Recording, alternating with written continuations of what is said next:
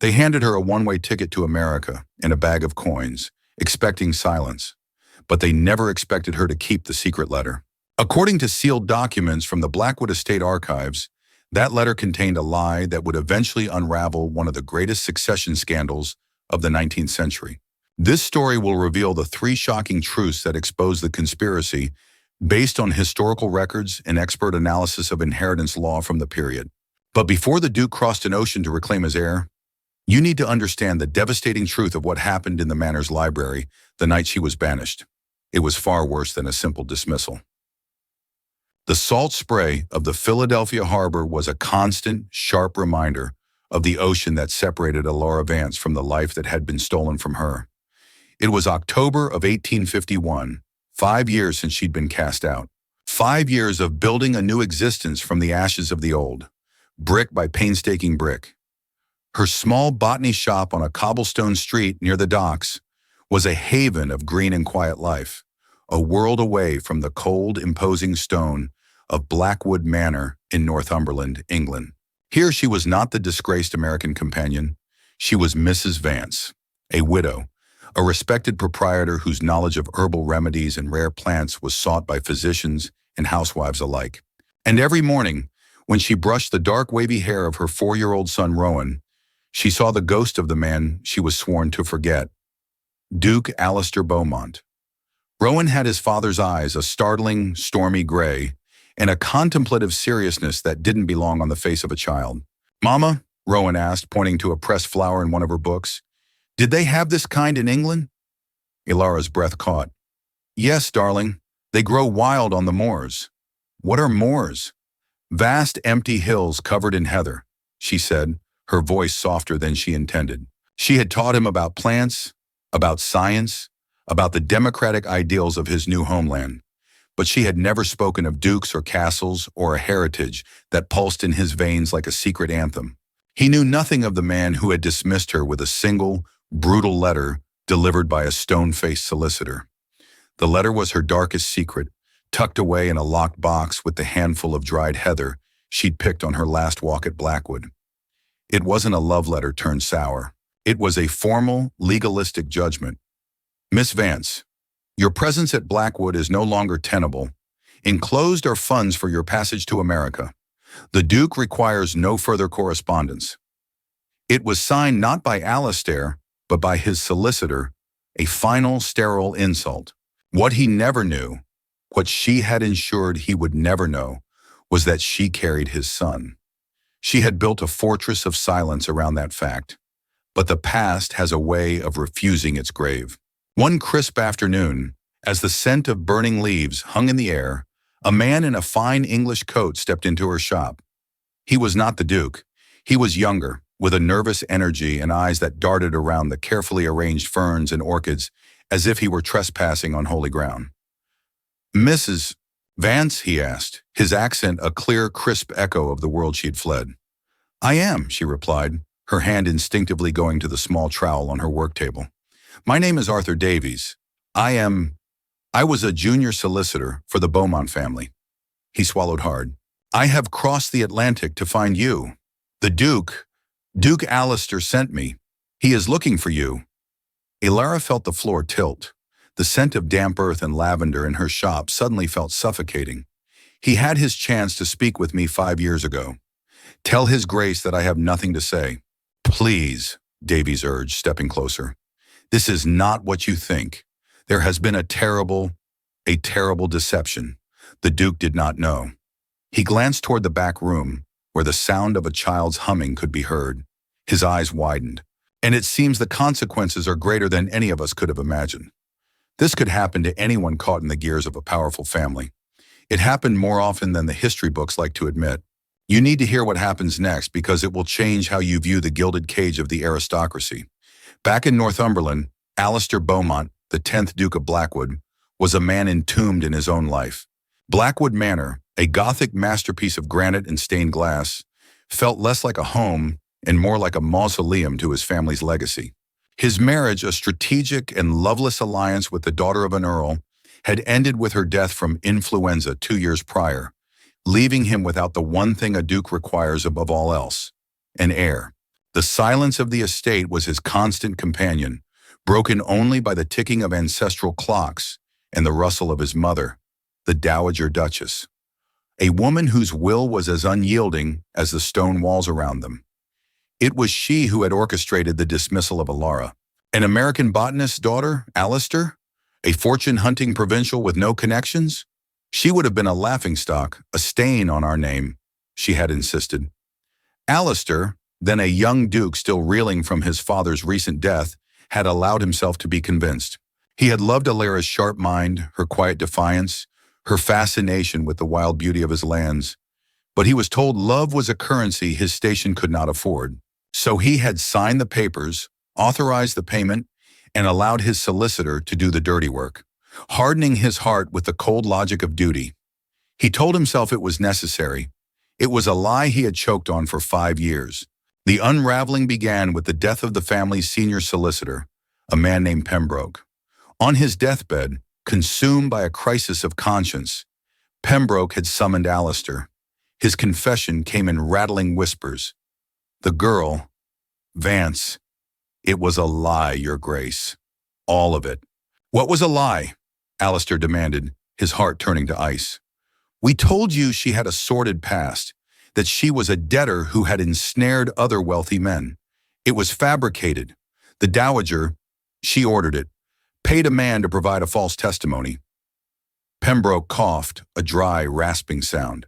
I drafted the report myself. May God forgive me.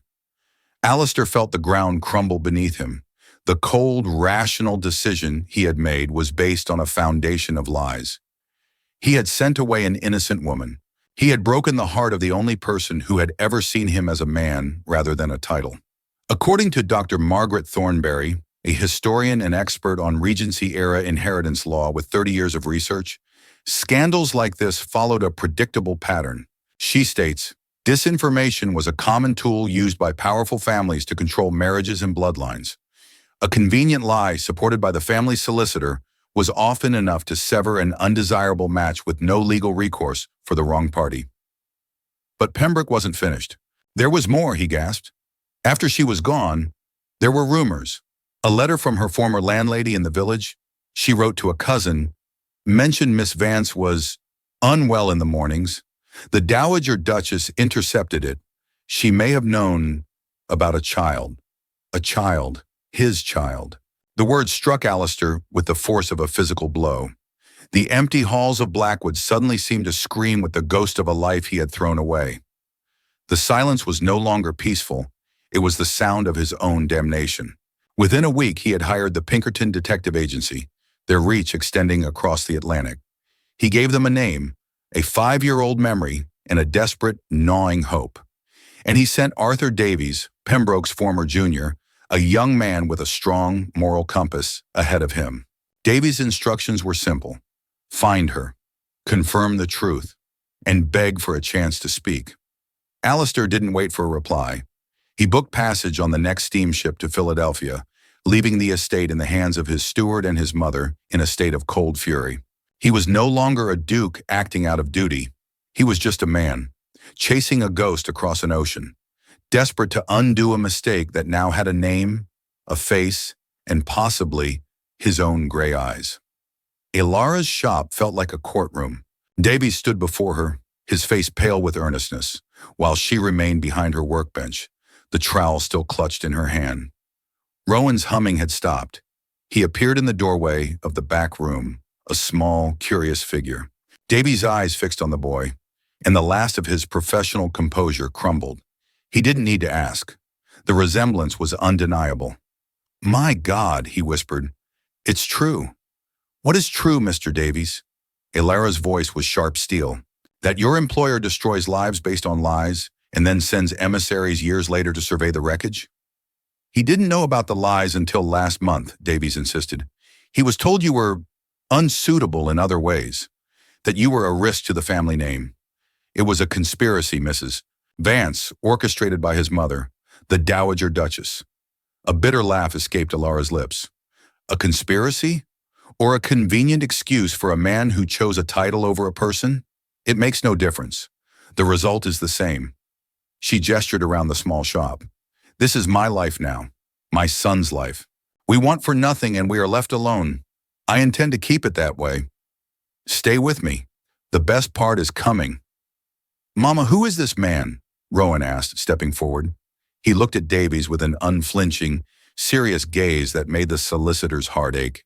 Before Ilara could answer, the bell above the shop door chimed again. Both of them turned, and there he was.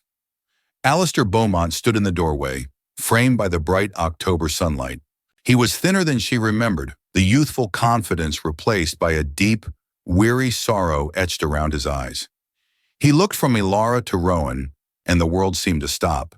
His face, always a mask of aristocratic control, shattered.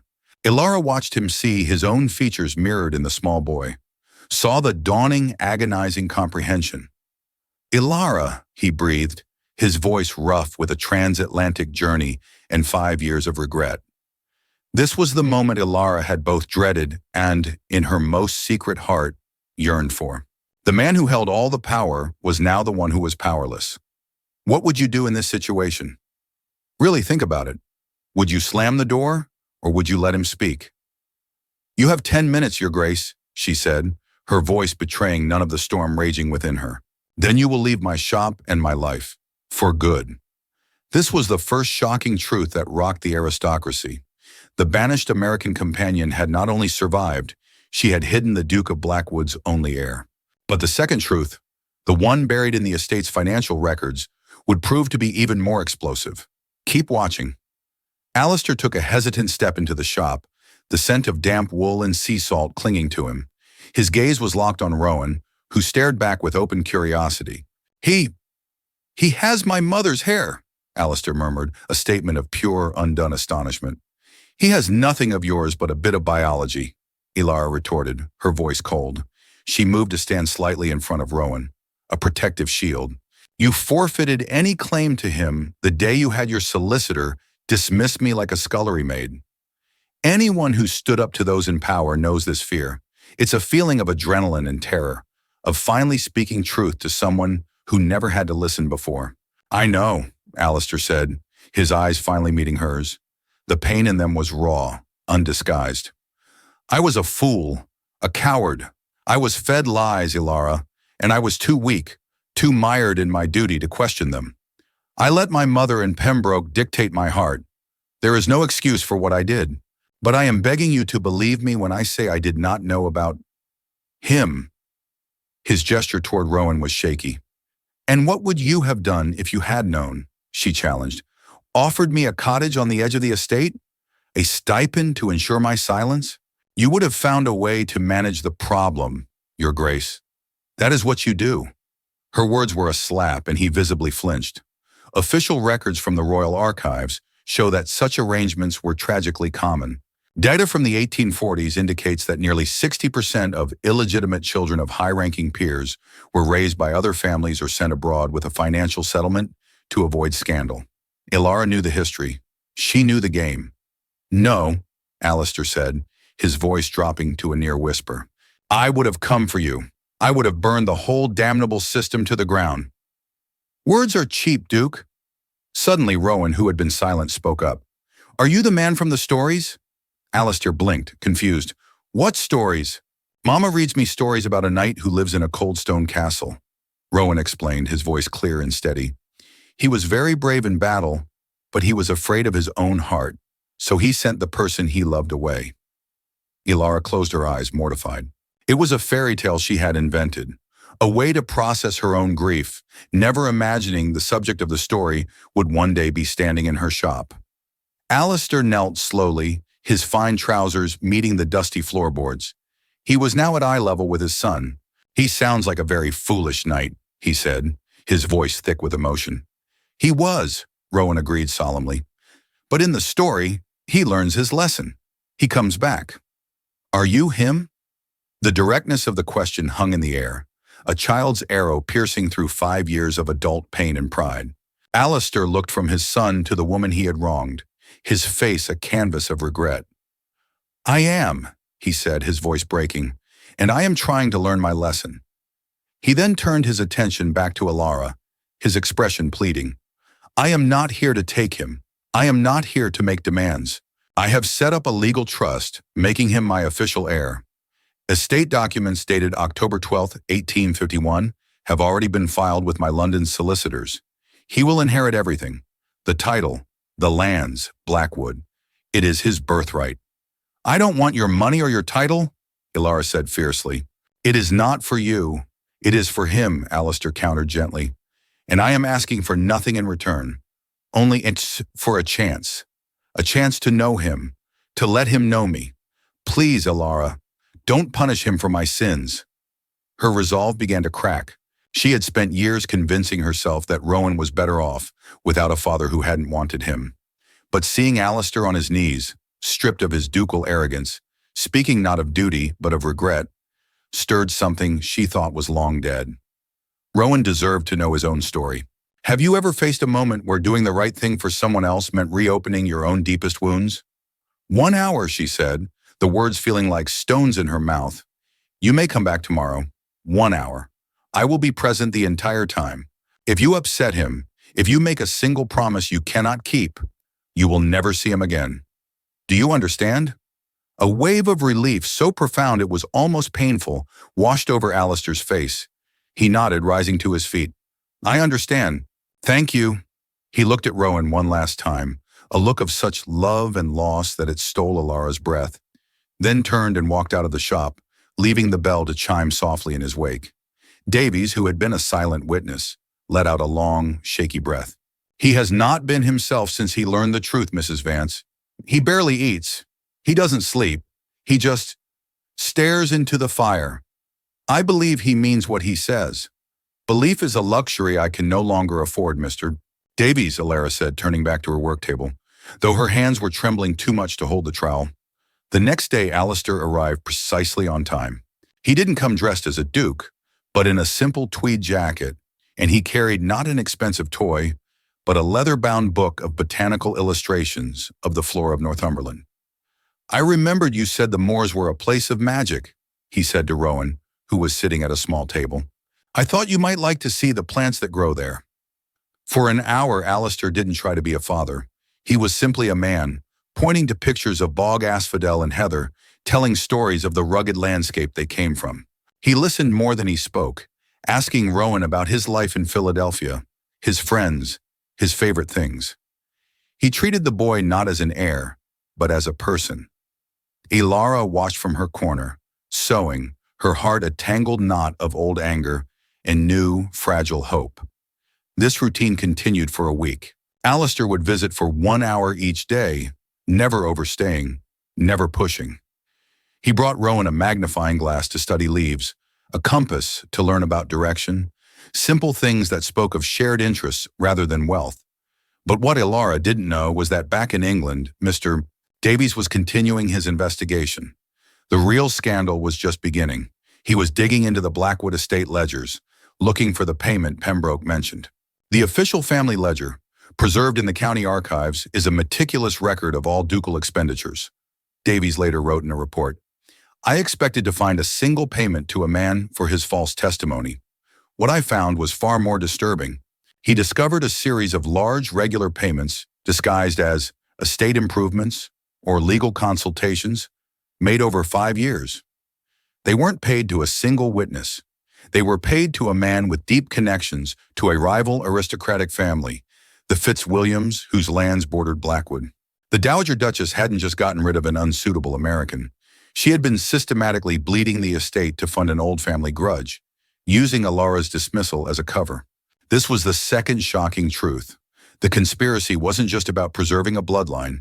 It was a cover for financial malfeasance and a long-standing aristocratic vendetta. And the evidence was right there in the Dowager's own handwriting in the margins of the ledger. Davies sent an urgent telegram to Alistair in Philadelphia. Ledgers reveal more. Dowager implicated in financial scheme with Fitzwilliam account. Your immediate return is imperative. Blackwood's stability at risk. Alistair received the message at his hotel. He read it, and the last piece of his naivete about his mother shattered. This wasn't just about him and Ilara anymore. It was about the entire legacy he was sworn to protect, a legacy his own mother was destroying from within. He went to the botany shop that afternoon, telegram in hand. Ilara saw the grim set of his jaw and knew something was wrong. "I have to return to England," he said without preamble. He explained the situation, the ledgers, his mother's betrayal. "She has compromised the estate. She used your dismissal to hide years of financial dealings that could ruin us." Ilara listened, a cold dread filling her. "So you're leaving?" The old wound throbbed. Of course he was leaving. The estate, the duty. It always came first. "Yes," he said, "but not alone." He took a deep breath. "Come with me, Ilara. Both of you. Come back to Blackwood not as a guest, but as its future Duchess. Help me save our son's inheritance from the woman who tried to deny his very existence. Stand by my side and let us expose the truth, together." The air crackled with the weight of his proposal. It was an impossible choice, to remain in the safe, quiet life she had built, or to return to the heart of the storm and fight for her son's future, and perhaps her own. What she found in his study next would change everything. Ilara's first instinct was to refuse. Go back there? To that house? To face that woman? Why would I ever do that? "Because it is Rowan's home," Alistair said, his voice imbued with a new, hard-won certainty. "And because the truth about you, about your honor and your character, deserves to be heard in the same halls where it was slandered. I will not let my mother's lee." The silence that descended upon the drawing room after Beatrice Beaumont's departure was more profound than any sound. It was a vacuum, pulling the heat and air from the space, leaving behind a chill that had nothing to do with the Northumberland mist clinging to the windows. The trustees, men of industry and land, shifted in their seats, their faces a mixture of shock and a grim, reluctant understanding. The family solicitors murmured between themselves, the rustle of their documents like dry leaves skittering across a tombstone. Ilara felt nothing, not the hot flush of victory nor the sweet relief of vindication. She had braced herself for a battle, for the final, violent tearing of a wound that had festered for 7 years. Instead, it had been a clinical excision, swift and bloodless. She watched as Alistair stood before the great marble fireplace, his shoulders set, his profile carved from the same stone as the mantel. He had done it. He had detonated the foundations of his own history to make a space for her and their son. But the explosion had left them all deafened, standing in the ruins. Rowan, who had sat with the preternatural stillness of a child trying to be invisible, finally stirred. He slipped from his chair and came to her side, his small, warm hand finding hers. His gaze was fixed on Alistair. There was no fear in his eyes, only a deep, unnerving curiosity. He was seeing his father for the first time not as a story or a stranger on a ship, but as a force of nature, a man who could command and condemn. One by one, the trustees rose to offer Alistair their stiff, formal support.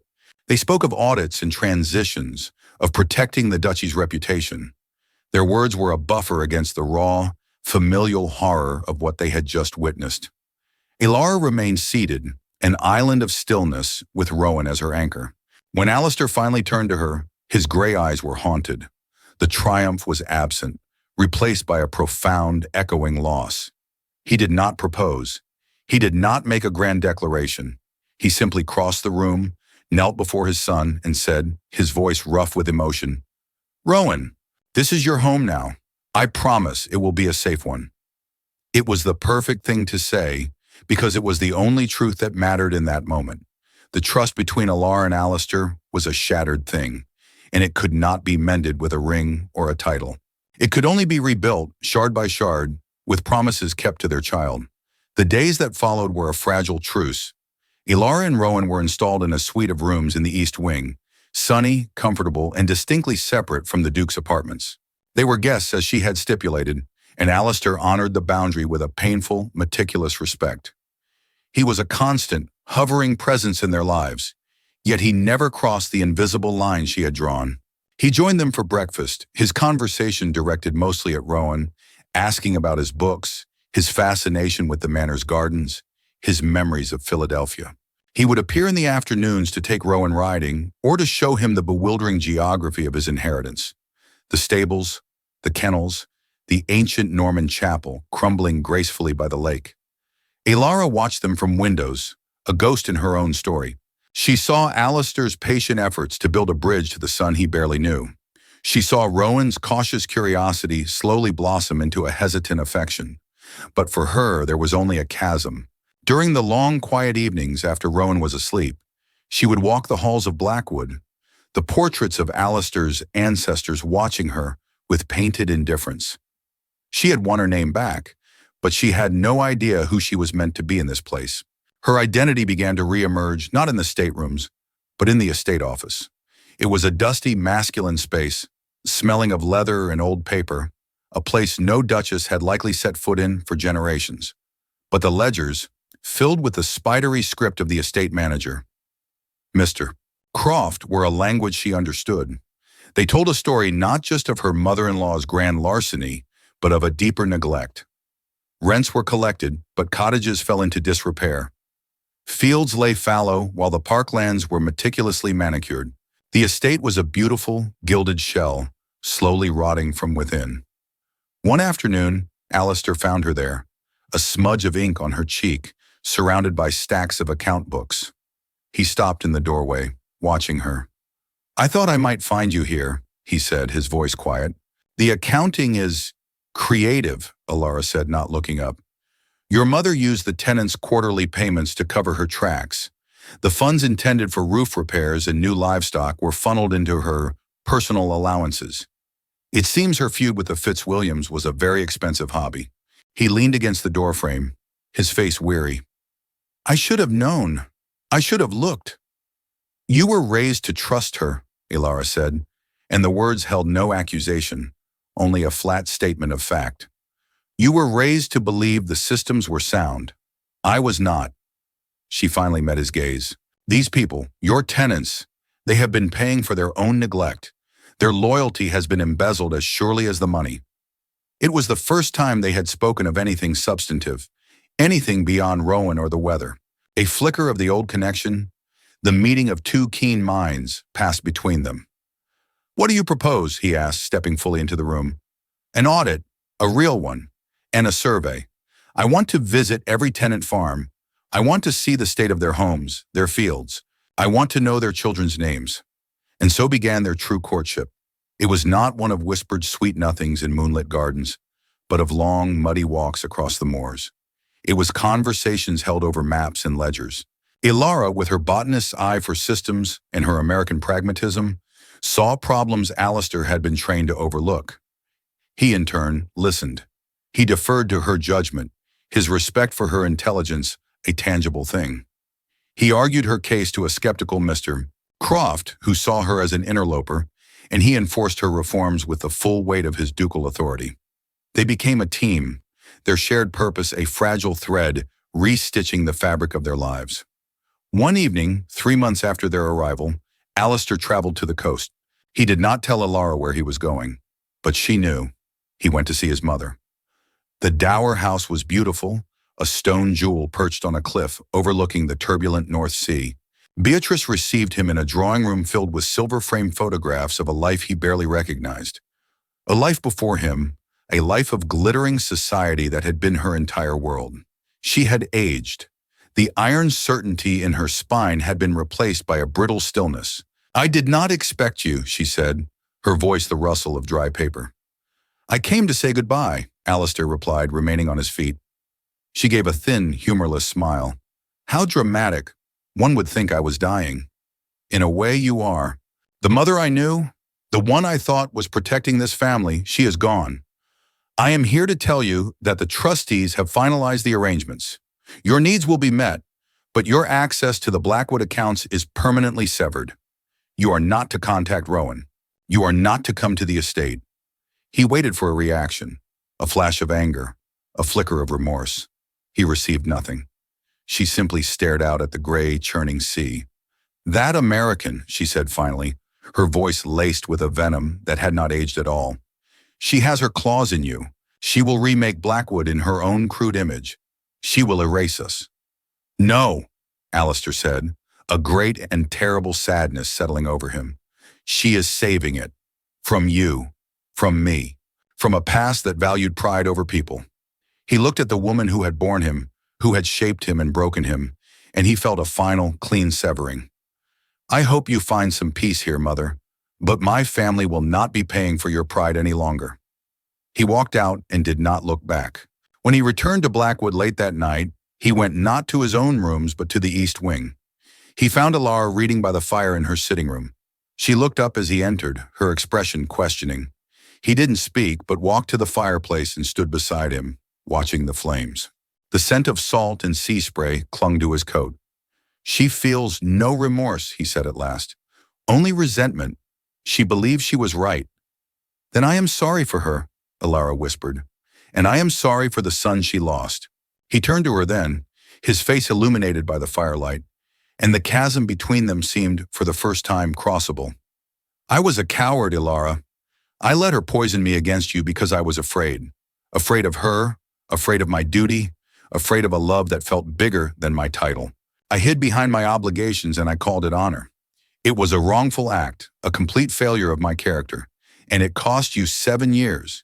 It cost us our son's first words, his first steps. I can never give you that time back.